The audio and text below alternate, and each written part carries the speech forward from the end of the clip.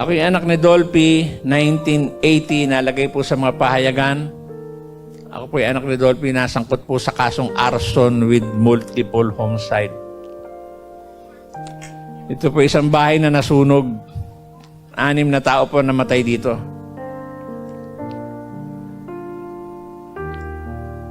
Ako po yung nahatulang mabilanggo ng habang buhay ng pagkabilanggo. Pero nakatayo ako sa inyong harapan, gusto ko pong ipaabot sa inyong kaalaman, mga kapatid, wala po akong kinalaman sa kasong ito.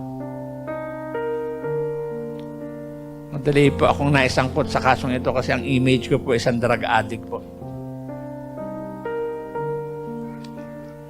Dinala ako sa Muntinlupa. Pero nung papunta ng Muntinlupa, nakaposas po ako eh. Nakasakay sa BJMP.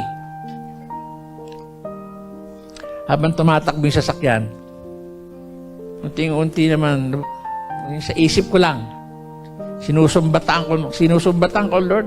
Sinasabi ko, ako yung nagro-rosaryo, ako yung nagsisimba, ako yung namamanata. Sabi ko, kung talagang Diyos ka, sabi ko, alam mong wala akong kinalaman sa kasong ito. Bakit kailangan mahatulan ako na habang buhay ng pagkabilanggo? Sabi ko, hindi ka totoong Diyos.